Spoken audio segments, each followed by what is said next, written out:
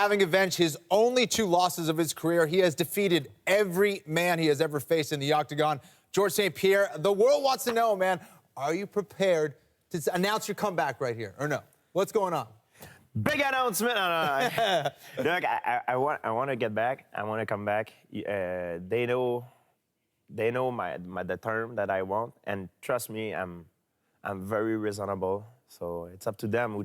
My agent tried to reach them, and they are to reach, but I guess they're gonna come back soon. Well, hopefully, we'll see. Awesome, that's great news. So what made you want to come back and fight again? I never took a retire. I just needed time off to get out of the spotlight for a different reason that I don't want to get back into it. But people knows what happened. A lot of things has changed since then, and I feel during that time off, I had more time to put my knowledge and all my techniques together, and I think I'm a much better in training. I know that I'm a much better version than I was when I used to compete and be under pressure. Now I'm having a lot more fun nowadays. It's awesome. George, if you do come back and fight, is this a one-fight thing, or you want to be back? Like George St-Pierre is back, he's fighting 2-3 times a year, No. and it's your career again. Yeah, I wanna be back for another run. Yeah, and don't want to get back for one fight. I'll take one fight at a time, but I wanna go for a run. Yeah.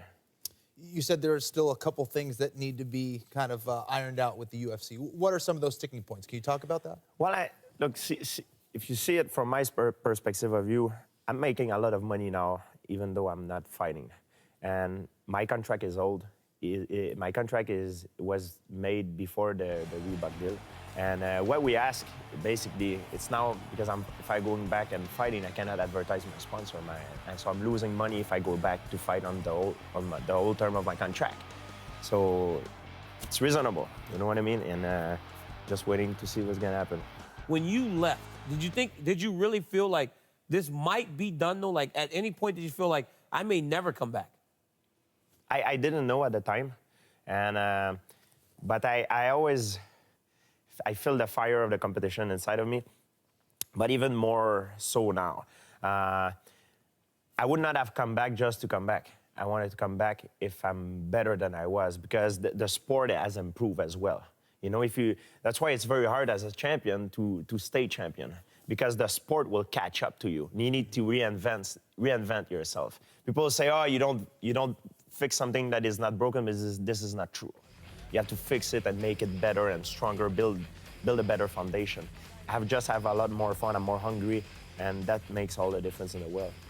George, I know when you came back, you said you wanted to do it right, you know, and actually the 4-month testing window just happened on August 10th, which means you would technically be eligible to fight December 10th, I believe. Yeah, what a coincidence. A coincidence that it's going to be in Toronto. So what can you say about that? Is it a possibility we'll see you in Toronto? I'm glad that you brought it up, because I thought maybe coming here you would have something special to announce me, but unfortunately it looked like you don't. So I know. I don't know. You're part of the UFC, so I thought you may have some DC, do you have any information? Are we going to get this guy in? You know, I'm looking at him right now. And his answer saying the coincidence, it's not a coincidence. I don't think it is. Essentially, George just said you're fighting December 10th, right?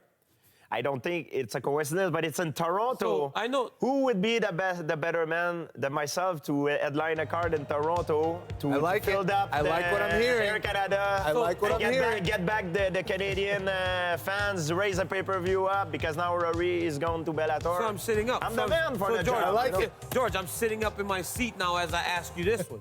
Who are you fighting December 10th in Toronto? Whoever. Give us a name, Georgie boy. I'm glad that you brought it up. Who you would like me to fight? I want you to tell me who you're fighting. You're George St-Pierre. You make the rules. George, give us 3 names that you would say yes to right now. Are there 3 names out there you say, okay? It's Tyron Woodley. I would fight Tyron Woodley. And Nick Diaz, I would fight Nick Diaz. Maya looked pretty good in his last fight. I think these guys can elevate me. Yeah. They're not guys that I'm necessarily supposed to beat. So it's a big risk, but I'm willing to take the risk, because these guys gonna elevate me. To be far in this game, you know, it's not about who got the biggest balls, so to speak. Sorry for the word, but it's not about that. It's not a straight line. You need to to know who to go and to be able to elevate yourself, and that's what I'm trying to do. I want you to listen to something, George, and I want you to tell me what it makes you think. George St-Pierre doesn't have that I want to be a world champion attitude anymore. Yeah. He doesn't have that drive and that desire that he once had. And if you don't have that, no, you should not fight. What do you think made Dana White say that? Is that a negotiating tactic? He doesn't know anything about me. He doesn't know. I'm a smart guy. I'm not the kind of guy you're gonna say that, okay, I'm gonna sign if I'm gonna fight for a peanut. No. I'm a smart person. It doesn't work, these things on me. But I'm gonna tell him something like to Dana. It's like, let me fight once.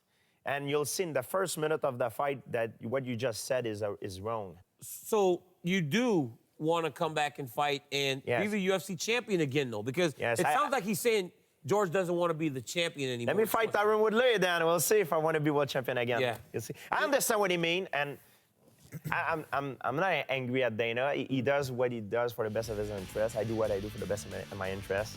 And one day when all that's gonna be over, we'll probably be friends, like most of the guys that I've fought. But now it's like a game, you know. He's doing his game, I'm doing mine, and we work for the best of our interests. But let me fight once, you'll see. George, not once, but you'll see after the first minute of the fight, you'll be like, oh yeah, he's serious. Yeah. With that in mind, what's more important to you? A big fight, a super fight, or getting the title? I think the title, I've had it before. I wanna fight the big name, because sometimes in this business, the guy who's the champion is not necessarily the biggest draw. He's not necessarily the best guy. He's the guy that has a title, but maybe the guy who's the best guy is sitting in his couch, you know, like or. So I want to fight the guy that people want to see me fight, you know. I want to fight the fight that excite me, you know, or the fight that are the biggest draw. That's what it is. George, you come back and you fight. I mean, you've done pretty much everything. Every fighter across the board respects you for your accomplishments. What's left? What's left to do in this sport of mixed martial arts? It's a good question. Why would I come back? But why would I do not come back? I can answer you more the question, why would I do not come back? Why I would come back more than why would I do not come back. So my answer is this. It's like now I feel I'm on the top of my game, you know? And if you ask my coaches, they'll tell you the same thing. It's not like it's a fact. Like in training, I look better than I ever been. I feel better than I ever been. And I'm more hungry than I ever been. I don't want to end up at 60 or 70 years old telling myself, oh, I should have done it. I wonder how it would have been, how I would have do.